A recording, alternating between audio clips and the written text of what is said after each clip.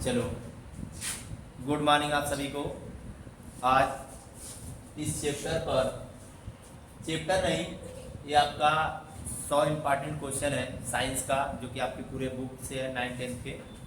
तो पहला क्वेश्चन इसमें जो है, जिसका नाम है मिल्क ऑफ मैग्नीशिया का पीएच मान। मिल्क ऑफ मैग्नीशिया का पीएच मान, तो इनमें बताइएगा इसका पीएच मान, जो मिल्क ऑफ मैग्नीशिया का पीएच मान है 10.5 होता है। फिर उसके बाद आपका नेक्स्ट क्वेश्चन यह है कि नाभिकीय ऊर्जा का स्रोत कौन सा है, तो बताइएगा यूरेनियम। नाभिकीय ऊर्जा का स्रोत कौन सा है? यूरेनियम। फिर उसके बाद नेक्स्ट क्वेश्चन आपका आता है कि सामान्य प्रकुंचन दाब। सामान्य प्रकुंचन दाब, प्रकुंचन का मतलब एक आपके हृदय होते हैं। हृदय क्या होता है? मुट्ठी के आकार की होती है। एक प्रकुंचन, एक क्या होता है? शिथिलन। एक प्रकुंचन और शिथिलन। हृदय हमारा 1 मिनट में 72 से 75 बार धड़कता है। एक वयस्क व्यक्ति में बताइएगा, इसमें एक वयस्क व्यक्ति में हृदय का जो संकुचन शिथिलन होता है, संकुचन का अगर मतलब देखा जाए हृदय कितनी बार धड़कता है, तो बताएंगे 72 से 75 बार। तो क्वेश्चन है कि सामान्य प्रकुंचन दाब कितना था? 120। जो बीपी होता है, जो बीपी जिसको ब्लड प्रेशर बोलते हैं, 120/80 होता है। और इसको बोलते हैं क्या? बीपी को स्टिक मैनोमीटर से मापते हैं। किससे मापते हैं? Stick manometer. बीपी का पूरा नाम ब्लड प्रेशर होता है ना, ठीक है। 120/80 ये हो जाएगा आपका। फिर उसके बाद नेक्स्ट क्वेश्चन है, कौन सा पदार्थ नीले लिटमस पत्र को लाल कर देता है, तो बताइएगा अम्ल मतलब एसिड। अम्ल मतलब एसिड के बारे में बताएंगे हम लोग कि एसिड शब्द लैटिन भाषा के एसिड से लिया गया है, या इसको अर्थ होता है एसियर ना, ठीक है। अब देखिए अम्ल का स्वाद क्या होता है? खट्टा। विटामिन सी सभी इसके अंदर आते हैं। फिर उसके बाद अवायवीय श्वसन, कक्षा 9 का क्वेश्चन आ गया भाई। अवायवीय श्वसन अगर बात कही जाए, अवायवीय श्वसन किसे कहते हैं? तो पहले बताइएगा जिसके मतलब ऑक्सीजन की उपस्थिति में और ऑक्सीजन की अनुपस्थिति में वायवीय श्वसन और अवायवीय श्वसन। वायवीय श्वसन और अवायवीय श्वसन। वायवीय श्वसन किसे कहते हैं? जिसके लिए ऑक्सीजन आवश्यक है। वायवीय श्वसन को ही हम लोग ऑक्सी श्वसन बोलते हैं। वायु श्वसन क्या बोलते हैं? ऑक्सी श्वसन बोलते हैं। सर जी थोड़ा सा इसको बना दीजिए, टाइप करने वाला, लिखने वाला। तो याद रखिएगा, वायवीय श्वसन को क्या बोलते हैं? ऑक्सी श्वसन के नाम से जानते हैं, ठीक है। वायु श्वसन किस नाम से जानते हैं? ऑक्सी श्वसन। ऑक्सी श्वसन का मतलब जिसके लिए ऑक्सीजन आवश्यक है, वो हमारा कौन सा कराएगा? ऑक्सी श्वसन कराएगा ना, याद रखिएगा। तो क्वेश्चन क्या है? अवायवीय श्वसन कोशिका के किस भाग में होता है ना, क्या बताएंगे? इसको हम लोग इंग्लिश में क्या बोलते हैं बेटा? अरे अंग्रेजी में ऐसे पढ़ो, साइटोप्लाज्म। CYT+ मत पढ़ो, हिंदी में मैं लिख दे रहा हूँ साइटोप्लाज्म। क्या लिख दे रहा हूँ? साइटोप्लाज्म, ठीक। अब देखिए कोशिका द्रव्य, जिसको हम लोग साइटोप्लाज्म बोलते हैं। ऑक्सी श्वसन मतलब अवायवीय श्वसन इसको बोलते हैं ना। अवायवीय को अनाक्सी श्वसन भी बोलेंगे। इसके लिए ऑक्सीजन आवश्यक नहीं है, ठीक है। इसके लिए ऑक्सीजन आवश्यक नहीं है। फिर उसके बाद नेक्स्ट आपका आता है सरदार सरोवर बांध। तो जीके का हो गया ना। अगला क्वेश्चन है पुष्पी पादपों में यानी पुष्पी पौधों में लैंगिक जनन किसके द्वारा होता है? भाई देखो तुम लोग जनन पढ़ाए हैं, पढ़ाए नहीं? आपके जनन में पढ़ाए होंगे हम कि जो लैंगिक और अलैंगिक रिप्रोडक्शन। तो इसमें दिया क्या है कि पुष्पी पौधों में लैंगिक जनन किसके द्वारा होता है, तो बताएंगे फूलों द्वारा। किसके द्वारा? फूलों द्वारा। अगर क्वेश्चन आपके सामने आएगा पौधे का कौन सा भाग भोजन का निर्माण करता है, तो क्या बताएंगे? पत्ती बताइएगा। क्या बताएंगे? पत्ती। पत्तियां अपना भोजन कैसे बनाती हैं? पत्तियां अपना भोजन सूर्य के प्रकाश को अपना भोजन का निर्माण करते ही करते हैं। पत्तियों में बताइएगा छोटे छोटे छिद्र पाए जाते हैं। पत्तियों में क्या पाते हैं? छोटे छोटे छिद्र पाए जाते हैं, जिन्हें हम लोग क्या बोलते हैं? रंध्र स्टोमेटा। क्या बोलते हैं? बताइएगा। पत्तियों में छोटे छोटे छिद्र पाए जाते हैं ना, ठीक है। पत्तियों में क्या बताएंगे? छोटे छोटे छिद्र पाए जाते हैं, उन्हीं को हम लोग क्या बोलते हैं बेटा? रंध्र। इंग्लिश में क्या बोलते हैं? बेटा, इन्हीं के माध्यम से पत्तियां अपना क्या करती हैं, भोजन का निर्माण करती हैं। इसमें जो एलिमेंट पाई जाती है बेटा, एक तो मैग्नीशियम। ये भी याद रहे, पौधे की पत्तियां किसके कारण हरी होती हैं, तो बताइएगा। ये अंग्रेजी नाम है क्लोरोफिल, हिंदी में क्या बोलते हैं बेटा, पौधहरी। क्या बोलते हैं, ये दिमाग से निकाल दो कि पौधे हरे होते हैं किसके कारण, क्लोरोफिल के कारण। पौधे हरे होते हैं, पौधे की पत्तियां हरी होंगी ना, पौधे हरे रहते हैं, उनका जड़ उखाड़ते हैं हम लोग, कैसा आता है, ब्राउन, सफेद सफेद आता है ना। तो याद रखिएगा, पौधे की पत्तियां किसी कारण हरी होती है, क्लोरोफिल के कारण, जिसको हम लोग क्या बोलते हैं, पौधहरी। ठीक है। इसके बाद दिया नर युग्मक एवं मादा युग्मक के संलयन को क्या कहते हैं, जाइगोट ना। देखो युग्मना जिसको हिंदी में बोलते हैं, क्या बोलते हैं, युग्मना। जब मैं बताया था नर युग्मक और मादा युग्मक आपस में संलयन करेंगे तो युग्मनज का निर्माण करेंगे, वही युग्मनज वृद्धि और विकास करके एक शिशु को जन्म देते हैं। तो याद रखिएगा, क्वेश्चन जो है आपका, ये जो क्वेश्चन है नर युग्मक और मादा युग्मक के संलयन को क्या कहते हैं, तो बताइएगा जाइगोट। ठीक। अगला दिया क्वेश्चन, जो कि बहुत लेटेस्ट क्वेश्चन है, सभी बच्चे पढ़े हो नहीं, दिया है कि द्विखंडन किसमें होता है, तो बताएंगे अमीबा में ना। अमीबा कहाँ रहता है भाई, बताइएगा। अमीबा नीले हरे शैवालों में रहते हैं, कहाँ रहते हैं, नीले हरे शैवालों में। हमारे विज्ञान में अमीबा को, अरे नहीं, हमारे विज्ञान में काई को क्या बोला गया है, नीले हरे शैवाल, जहाँ अमीबा रहता है नीले हरे शैवालों में। अमीबा क्या है, ये याद रखिएगा, एक कोशिकीय सबसे छोटा जंतु, कोशिकीय एक कोशिकीय सबसे छोटा जंतु क्या है, अमीबा। याद रखिएगा। ठीक, सबसे छोटा जंतु कौन सा है भाई, अमीबा। ठीक। इसके बाद अमीबा का खोज 1755 में किसके द्वारा किया गया था, रोजेन होफ के द्वारा ना, होफ। ठीक, यहाँ पे न रहेगा, समझ में आया। और यही चीज कर रहा है कि द्विखंडन, द्विखंडन का मतलब देखो, इसकी कोई साइज फिक्स नहीं रहती है, अमीबा की कोई साइज फिक्स रहती है, यह क्या करती है, यह अनिश्चित आकार वाली रहती है। तो इनमें जो देखो, इनमें जो पाई जाती है, ये अपने केंद्र को दो भागों में विभाजित करती है, तो दो नए संतति का निर्माण करती है। यही नहीं, अमीबा में ही नहीं होता है, यीस्ट में भी होता है। तो अमीबा अपने केंद्र को विभाजित करके दो नए संतति का निर्माण करती है। तो याद रखिएगा, अगर पुत्र होगा तो दोनों पुत्र होंगे, पुत्री होंगे तो पुत्री होंगे। द्विखंडन का मतलब दो भागों में खंडित हो जाएगी। ठीक। तो क्या करती है, अपने केंद्र को विभाजित करके दो नए संतति का निर्माण करती है। कौन, अमीबा। सबसे एक कोश की सबसे छोटा जंतु है, इसमें अलैंगिक प्रजनन होती है। कौन सी प्रजनन, अलैंगिक प्रजनन। और लैंगिक प्रजनन में कितने जीव भाग लेते हैं भाई, एक। लैंगिक प्रजनन में 2। क्लियर हो गया, आगे बढ़े। अब देखिए अगला क्वेश्चन है आपका कि शुक्राणु का मोचन कहाँ होता है, तो बताएंगे वृषण में। मैं आपको पढ़ाया क्या हूँ कि वृषण में पाए जाने वाले हार्मोन टेस्टोस्टेरोन ना, पढ़ाए नहीं पढ़ाए, वृषण मैं बोला था नर में पाए जाने वाले हार्मोन टेस्टोस्टेरोन और पुरुष में पाए जाने वाले हार्मोन टेस्टोस्टेरोन, वृषण में पाए जाने वाले हार्मोन टेस्टोस्टेरोन। कई रूपों में आपके सामने आ सकता है क्वेश्चन। ठीक है, आपके सामने कई रूपों में पूछेगा कि नर में पाए जाने वाले हार्मोन और मादा, नर में पाए जाने वाले, पुरुष में पाए जाने वाले, सभी में क्या हो गए, टेस्टोस्टेरोन। या तो आपसे पूछेगा वृषण में पाए जाने वाले हार्मोन, तो बताइएगा टेस्टोस्टेरोन, आपके बुक से है। ठीक है, इसके बाद नर तो हो गया। अब इसके बाद अगला क्वेश्चन देखते हैं हम लोग।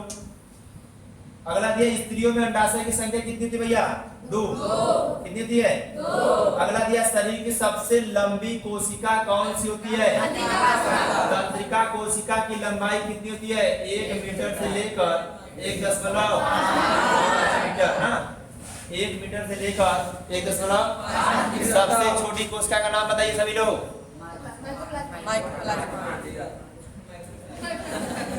माइटोकॉन्ड्रिया। एक बार सभी बच्चों को दिखा दो मेरा कि कितने लोग आए हैं, एक बार थोड़ा सा घुमा दो। सभी लोग गुड मॉर्निंग बोलो, गुड मॉर्निंग। बहुत तेज बोल दिए तुम लोग। चलो सबका कैप्चर हो गया। वीडियो के साथ साथ फोटो आता है, पता ही नहीं तुम लोग को।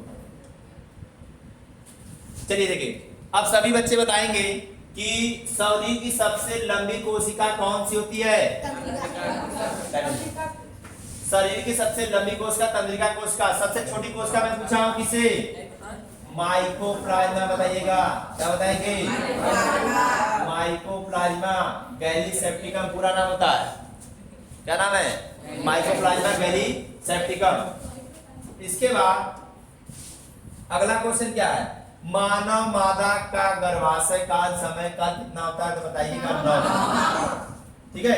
शुक्राणु का रंग अपरिपक्व अवस्था में कैसा होता है? सफेद। सफेद सफेद का मतलब दिया है कि अभी मैं पढ़ाया हूं कि निम्न में से किस धातु को चाकू से काटा जा सकता है? ठीक है। उसके बाद अगला क्वेश्चन है, अरे हाँ इसका क्वेश्चन ही गायब हो गया। कौन सा पदार्थ ऑक्सीजन से संयोग नहीं करता है? सोना। ठीक है। कौन सा नहीं करता है? सोना। धातु की प्रकृति होती है विद्युत ऋणात्मक। अभी मैं बताया ना, विद्युत के सुचालक होते हैं, इलेक्ट्रॉन को त्याग कर धनात्मक बनाने प्रवृत्ति रखते हैं। अब यह लोहे को जंग से बचाने के लिए किसका लेप किया था भैया? जिंक का। जिंक का ना, किसका करेंगे? जिंक का। अब देखो क्षार स्वाद में कैसा होता है? कड़वा होता है ना। पीएच स्केल पर कितनी संख्या अंकित होती है? 14। हाँ, पीएच का पूरा नाम पावर ऑफ हाइड्रोजन। पीएच पैमाना किसने दिया था भैया? सोरेनसन ने। पीएच पैमाना किसने दिया था? साइलेंसर मत कहो, सोरेनसन ना। ठीक है। अगर पीएच का हमको छोटे लेवल में पहचान करना है, देखिए दिया कि पीएच स्केल पर कितनी संख्या अंकित होती है। ठीक है, मान लीजिए 0 से 14 ले लिए। ठीक। अगर हमको देखना है छोटे लेवल में पीएच पैमाना लेना रहे तो हम लोग क्या बताएंगे? अम्लीय और क्षारीय को लेंगे कि नहीं लेंगे? एक उदासीन को ले लेंगे भैया। किसको ले लेंगे? 3 तो ले लिए। अम्लीय में ले लेते हैं 7.4, नहीं गड़बड़ा जाएगा।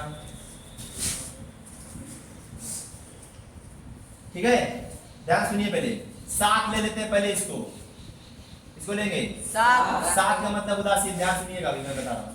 अम्लीय 7.4 ले लो। क्षारीय का मतलब उल्टा हो गया फिर।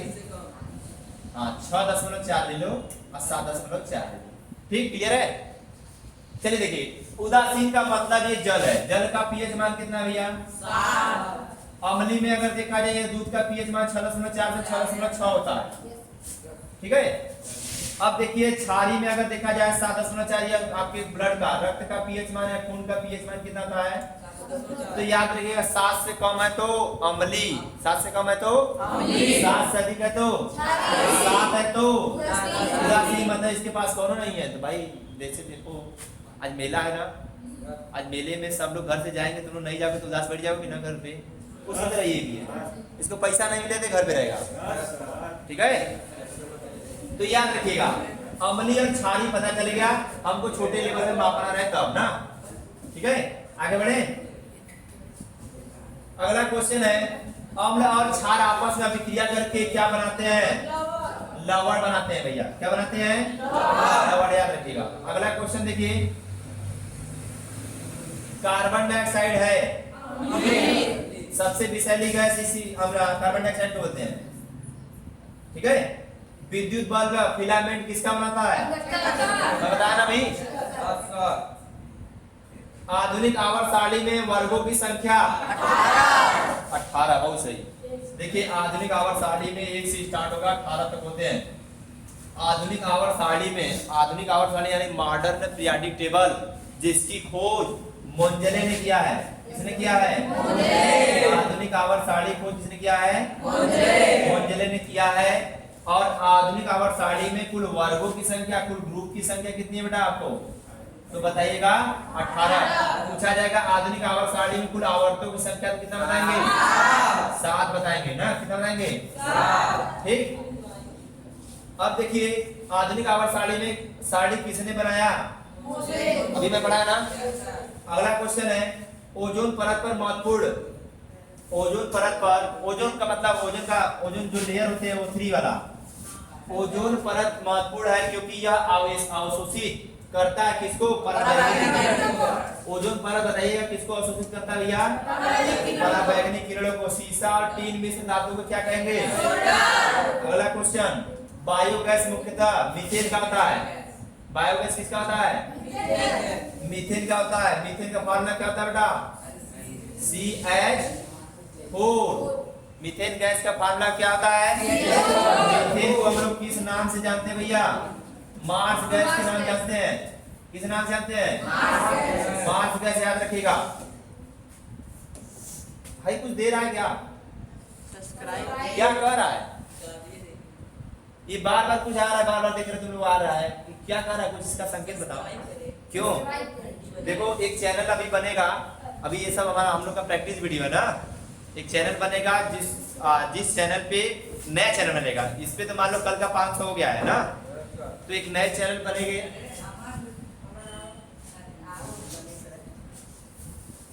ठीक है, एक चैनल बनेगा क्योंकि उसमें बहुत काफी संख्या में रोज वीडियो चलेगा आपका, और उस वीडियो में सभी वीडियो क्या होंगे? टॉपिक वाइज क्लियर होंगे ना।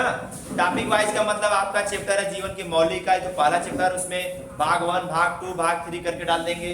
केमिस्ट्री में पहला चैप्टर हमारे आसपास के पदार्थ है, उसको सब भाग वाइज चलेगा ना। जैसे मैं आपको पढ़ाता हूँ, नहीं समझ आता है तो उसको यूट्यूब पे देख सकते हैं, समझ रहे नहीं?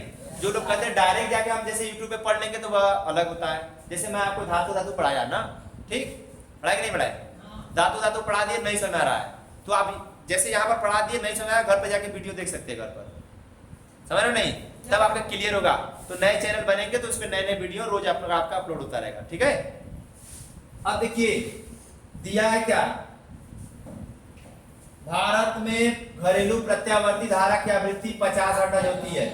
ठीक है, प्रकाश संश्लेषण, चलो इंपॉर्टेंट क्वेश्चन, प्रकाश संश्लेषण में ऑक्सीजन किससे अलग होकर बाहर निकलता है? भैया देखो जलवा में तो क्या है हमारा? ऑक्सीजन है ना। जल में क्या है? यौगिक है इसी का, इसका हाइड्रोजन और ऑक्सीजन का। ठीक है, ध्यान से देखिए अगला दिया है, किसी भी उदासीन विलयन का पीएच मान कितना होता है? अब ये बताया ना, उदासीन विलयन का पीएच मान, नहीं अम्लीय नहीं क्षारीय। किसी बच्चे को जाना था घर में ना, नहीं जाना? अब देखिए आकाश का रंग नीला होने का क्या कारण है? प्रकाश का प्रकीर्णन। अगर पूछा जाएगा, ध्यान सुनो जी, कक्षा 9 का इंपॉर्टेंट क्वेश्चन है, ध्यान सुनो। देखो दूसरे लेसन से हमारे आसपास के पदार्थ शुद्ध हैं। देखो दिया है आकाश का रंग नीला होने का क्या कारण है? तो बताइएगा प्रकाश का प्रकीर्णन। सूर्य का लाल दिखाई देना प्रकाश के प्रकीर्णन। अगर पूछा जाएगा कि आकाश का रंग नीला होने का प्रभाव किसके कारण है, तो क्या बताएंगे? टिंडर प्रभाव। कौन सा प्रभाव बताएंगे? टिंडर प्रभाव। ठीक है, ध्यान सुनो, 2 क्वेश्चन है इसमें। आकाश का रंग नीला होने का क्या कारण है? तो बताइएगा प्रकाश का प्रकीर्णन। अगर बताइएगा आकाश का रंग नीला होने का प्रभाव क्या है, तो बताएंगे क्या? टिंडर प्रभाव। यही क्वेश्चन 2 रूप में आएगा आपके सामने कभी। चलिए देखिए, किस क्रिया के फलस्वरूप हानिकारक पदार्थ शरीर से बाहर निकलता है? तो बताएंगे उत्सर्जन। इसको इंग्लिश में बेटा एक्सट्रैक्शन बोलते हैं। उत्सर्जन क्रिया सभी के अंदर होनी चाहिए, तभी बीमारी आपके अंदर नहीं आएगा। समझ रहे हैं? उत्सर्जन नहीं होगा आपको बीमारी आती रहेंगी, याद रखिएगा। उत्सर्जन क्रिया बहुत जरूरी है। शरीर से अपशिष्ट पदार्थों का बाहर निकालना, व्यर्थ पदार्थों का बाहर निकालना, खराब पदार्थों का बाहर निकालना क्या कहलाता है? उत्सर्जन। इसको एक्सट्रैक्शन बोलते हैं इंग्लिश में। क्या बोलते हैं? एक्सट्रैक्शन। ठीक है, फिर इसके बाद दिया है लोहा ऑक्सीजन के संयोग से क्या बनाता है? इसमें भी पढ़ाए थे आयरन ऑक्साइड ना, Fe+O बनाए थे ना। इसके बाद दिया है कि ग्रहणी का भाग होता है। ग्रहणी जानते हो? भोजन। क्या होता है? देखो जो एक देखो हमारा बेटा होता है अमाशय। क्या होता है? अमाशय, जो कि जे के आकार की होती है यहाँ पर पेट में ना। ये मत कहना कि सर जी ये जे है कुल ABCD कुल मतलब यहाँ पढ़ा दिया यच है तो सर जी दिखावा, ये वाला काम न रहे। ठीक है, अब देखिए अमाशय की आकृति कैसी होती है, जे की तरह होती है, ग्रहणी भाग होता है। तो बताइएगा छोटी आंत, सबसे इंपॉर्टेंट क्वेश्चन यह है बेटा, इसको छोटी आंत को हम लोग क्षुद्रांत के नाम जानते हैं। बच्चे कंफ्यूज जाते हैं ना, छोटी आंत को किस नाम जानते हैं, क्षुद्रांत के नाम जाने जाते हैं ना, ठीक है। अब देखिए भोजन का पूर्ण पाचन छोटी आंत नहीं होती है ना, हमारे शरीर का जो भोजन होता है सबसे, अगर इसका पाचन देखा जाए तो कहाँ होती है, एलपीजी मुख्यतः मुख्य घटक है इसका ब्यूटेन गैस का। एलपीजी का पूरा नाम बताइए, हाँ पेट्रोलियम गैस, या पेट्रोलियम गैस है ना, ठीक है। अगला क्वेश्चन क्या है भाई, लाफिंग गैस का रासायनिक सूत्र, हंसने वाली गैस का नाम, हाँ नाइट्रस, इसका रासायनिक नाम नाइट्रस ऑक्साइड, रासायनिक सूत्र क्या होगा, N2O।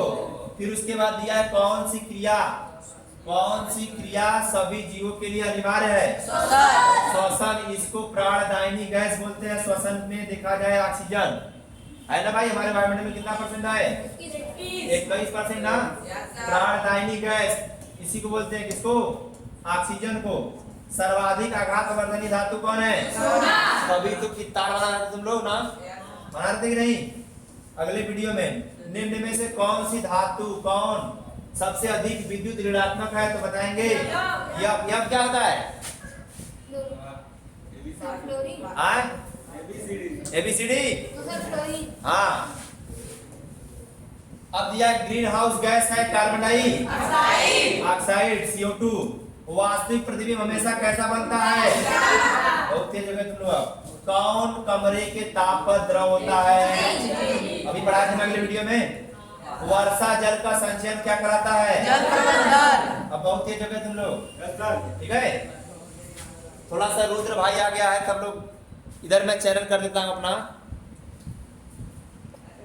दिख रहे कि नहीं सब लोग, सबको समझ में आ रहा है, बोलते रहो सभी को। ये वीडियो जब अपलोड होगा सभी का यूट्यूब में आएगा, हाथ उठा लो सब लोग, समझ में आ रहा है कि नहीं। अरे हाथ जब भी उठाया था एक हाथ, दोनों नहीं, आप दर्शन करने नहीं आए हो, ठीक है।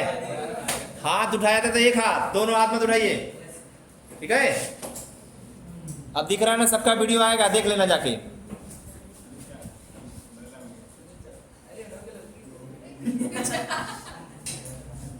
दिख रहा है ना, यस सर।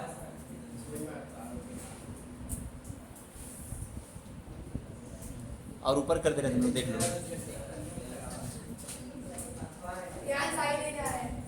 चिंता मत करो, आ जाओ।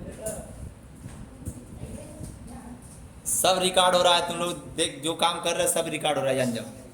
यहाँ पर नहीं तुम लोग देख रहे हो, लगाओ जी, यहीं पर नहीं, पीछे देखो, वहां पर लगा, देख रहे हो, पूरा रिकॉर्ड हो रहा है, समझ रहे नहीं। रिकॉर्डर पेन ड्राइव वहां पे क्या है देख रहा ना। आर्यन सर कभी वीडियो आ जाए इसमें भाई,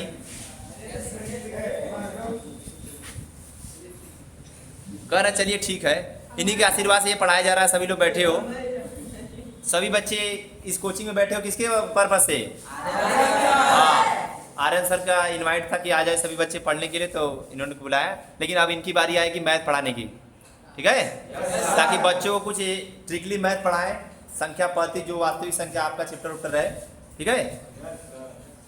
पढ़ाया जाए जो सभी के लेवल का हो ना। एक नया चैप्टर तुम लोग पढ़ा दे क्या, कौन सा चैप्टर,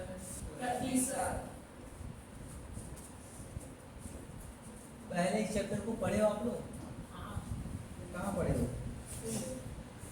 बोलो ठीक। एक का मान हम क्या मान के चलेंगे, हमेशा 100 मान के चलेंगे ना। यदि एक का मान 100 होगा तो 1/2 का मान क्या होगा बेटा, 50। एकदम क्लियर बात है। 1/3 का मान क्या होगा, 33 सही 1/3% होगा ना। या फिर क्या होगा, इसी को हम बोलते हैं 33.33%। कोई दिक्कत अब तक नहीं, ठीक। 1/4 का वैल्यू क्या होगा बेटा, 25%। सभी लोग जानते हैं इसको?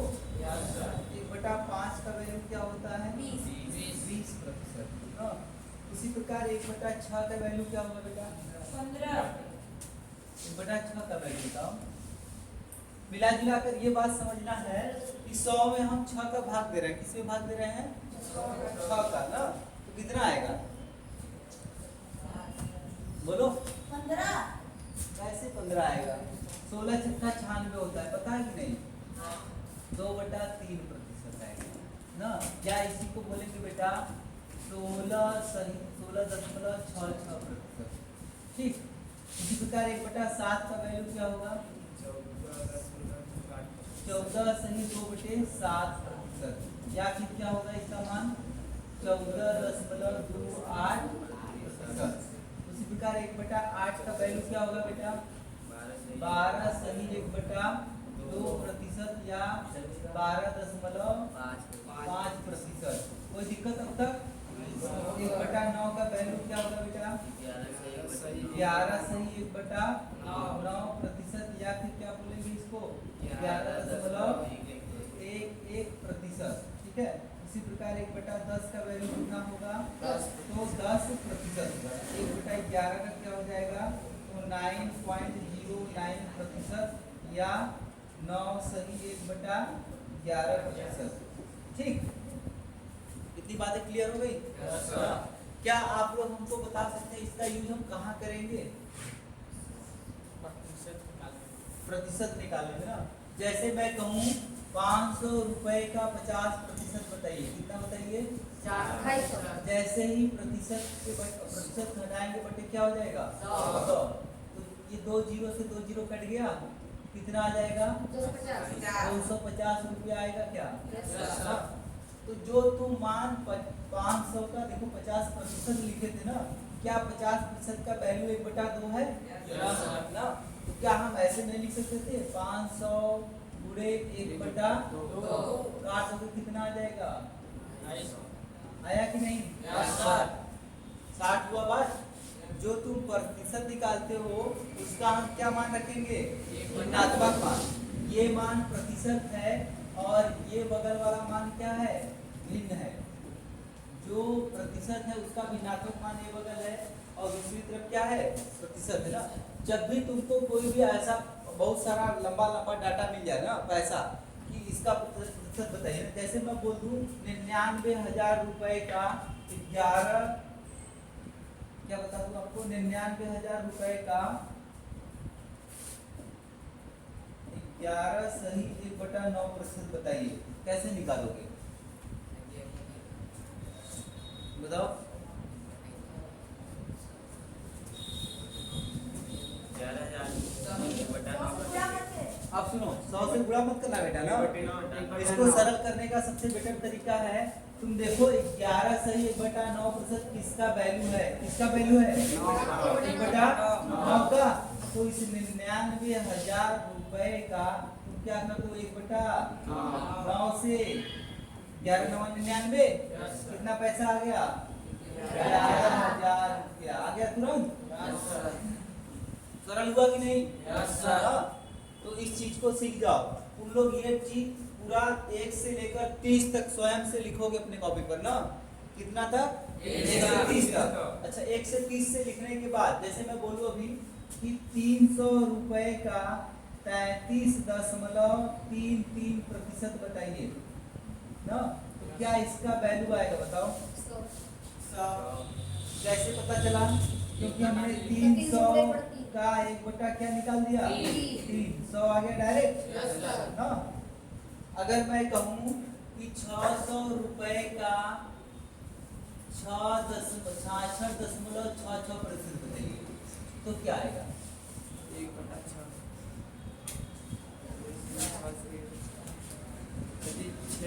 60 क्या रहा है? मेरी बात समझो। इसका वैल्यू अब तक तुम्हारे इसको कहीं दिख रहा है क्या? नहीं दिख रहा है? नहीं ना। अच्छा, 1/3 में हम 2 का गुणा करा दे बेटा, तो क्या ये 2/3 हो जाएगा ना? यदि हमने इधर 2 का गुणा करा तो इधर भी क्या कराएंगे, 2 का गुणा ना, तो ये बन जाएगा 66 सही 2/3%, या फिर ये बन जाएगा 2 का गुणा इसमें करा दोगे तो ये क्या बन जाएगा 66.66% बनेगा।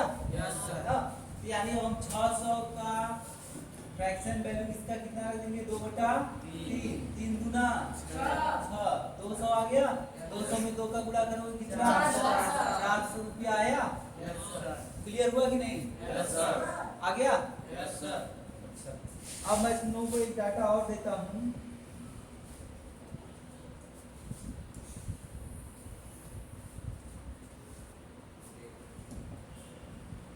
लिखो ना, 4200 रुपए का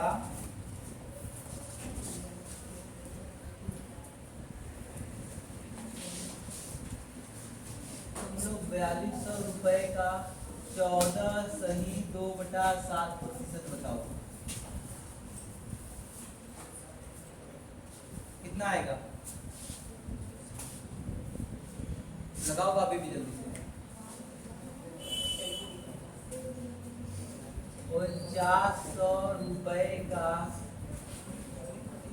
14.28% बताओ, निकालो। 600 पहला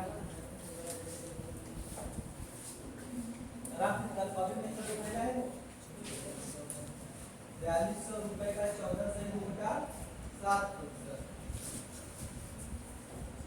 और 4900 रुपए का 14.28%। एक को आया 600, दूसरा का 700। अच्छा देखो बेटा, क्या इसका वैल्यू 1/7 होता है। Yes sir. तो 4200 का 1/7 निकालो 600 से 600 आ गया। Yes sir. और 4900 का ये भी किसका वैल्यू है 1/7 का ही है ना, 7 से 700 आ गया। Yes sir. कोई दिक्कत अब तक नहीं सर। कोई दिक्कत नहीं ना, बात समझ में आ रहा है। Yes sir. क्लियर समझ में आ रहा है कि नहीं बात ना। अच्छा यदि बात समझ में आ रहा है तुम लोगों को तो एक काम और करोगे ना,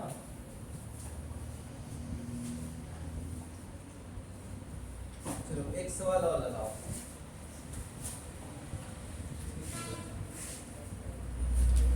5600 रुपए का 28.5% बताओ तुम।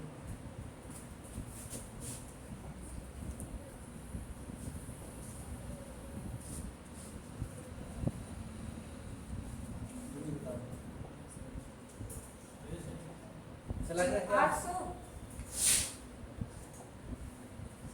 1600 सर जी। 1600 यस सर 1600 आया है। Yes sir. कितने लोगों का आया है?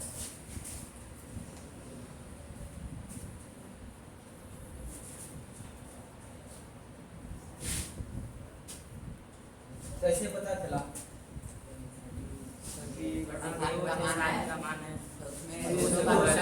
हम लोग 1/7 का मान क्या निकाले थे अभी तक?